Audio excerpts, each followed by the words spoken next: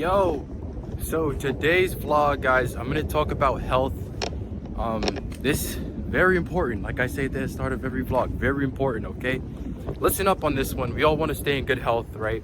Who doesn't? Who wants to be sick? Who wants to be in pain? No one. How do you stay in good health? Well, I actually said in the other vlog that I haven't been sick in a very long time, and it's because of the things that I've learned over the past year and a half that I haven't been sick. Okay, and I'm gonna explain some of that stuff to you right now.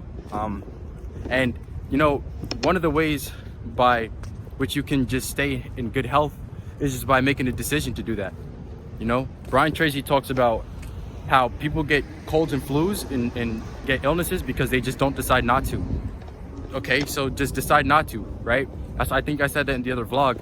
Just decide not to get sick and you don't get sick. Okay, simple. Now we're gonna go more in depth on it. How can I stay in good health? Well, there is a lot of people who understand this concept. One of them is Bruce Lipton, and someone who I was listening to a lot when I learned this. Bob Proctor talks about it as well.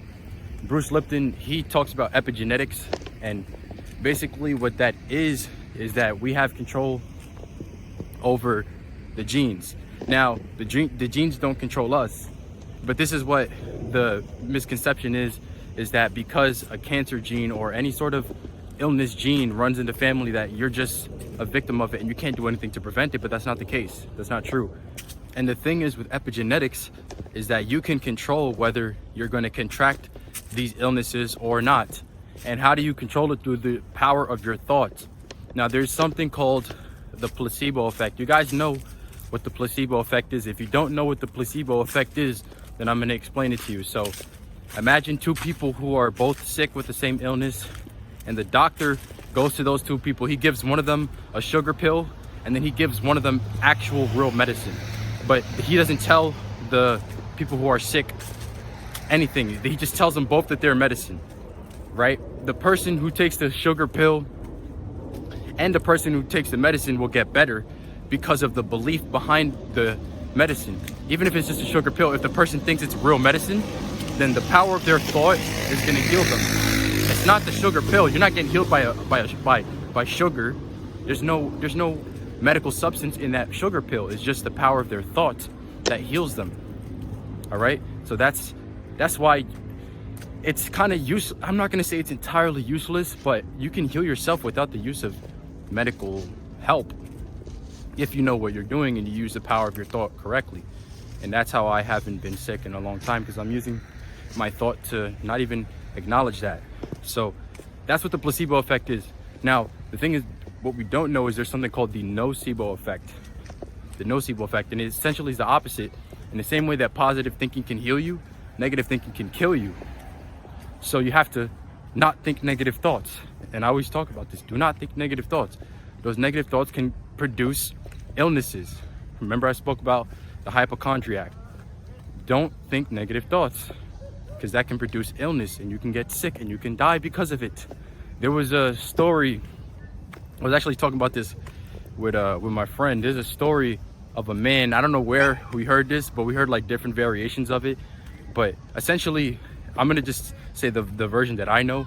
There's a story of a guy, apparently he got locked into a train cart, a train cart like at night, and it was like cold inside the train cart. But the train cart, you know, it wasn't that cold to the point where you would die from it. But in his mind, he was locked inside the train cart throughout the night, and he was thinking, man, like, it's so cold in here, I'm never gonna make it out. I'm gonna die in this train cart. And eventually, when the train cart opened, he was a dead man inside there. And he died through the power of his own thought, because he felt and believed as if he was going to die because of the coldness. But if he had just thought positive thoughts and understood that the power of his mind is going to manifest whatever he's thinking, then he would have survived the situation.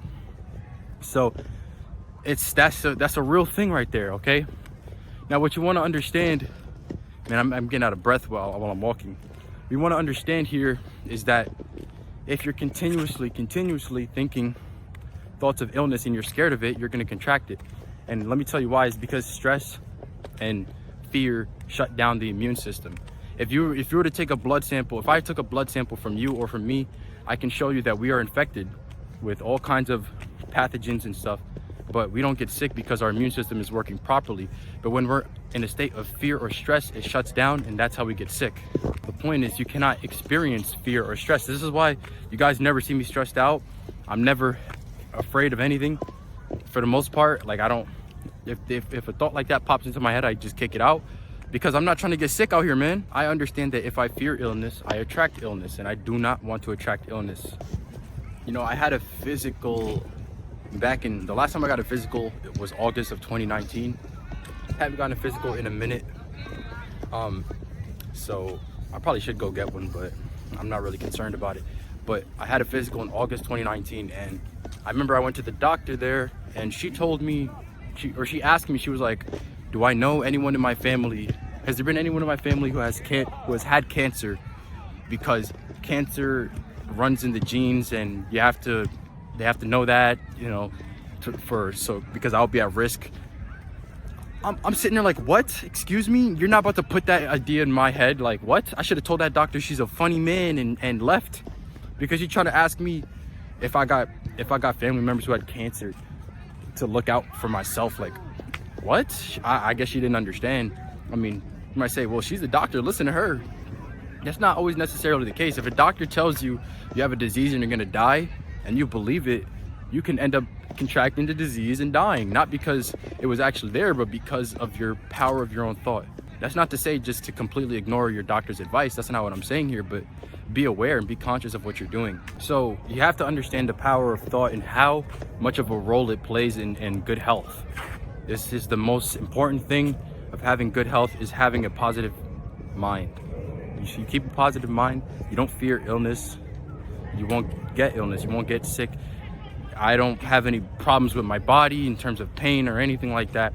You know, that I used to, but I just kept thinking positive thoughts, and you know, they go away. So it's not a big deal here, but you need to think positively at all times and not be afraid of things. But here come the news, pandemic, oh my gosh, wear your masks, and then that's putting fear in everyone, and that allows people to be susceptible to getting illness, right? So that's why, I mean, you can watch the news, just don't take in the negative ideas that they spew out all the time, because it's not helping you. Understand that.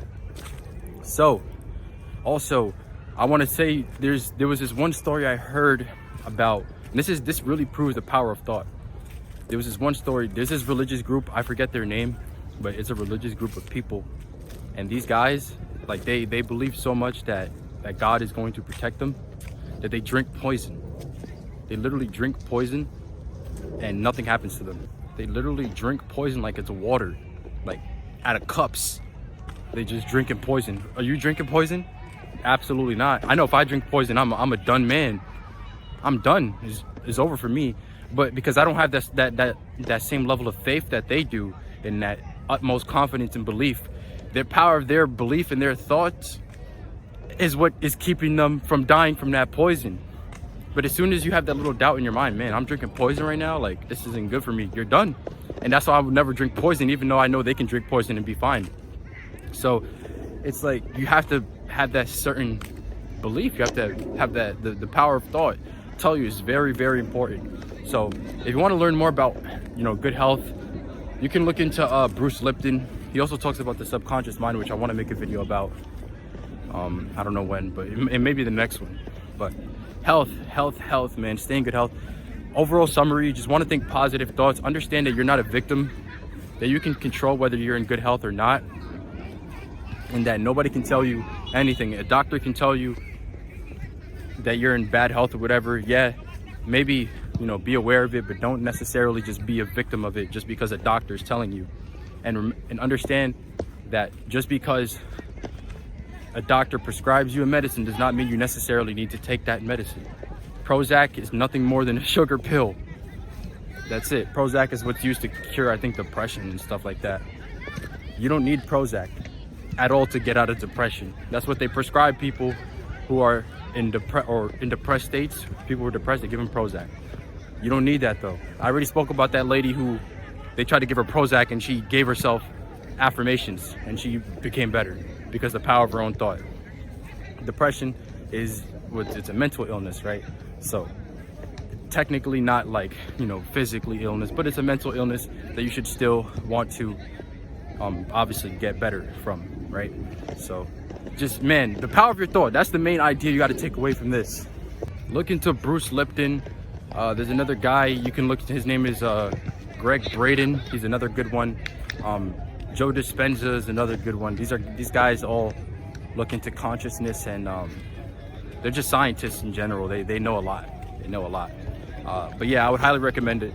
I'm gonna put a link in the description for a video that I actually learned, like most of the stuff that I just spoke about, where I learned it from.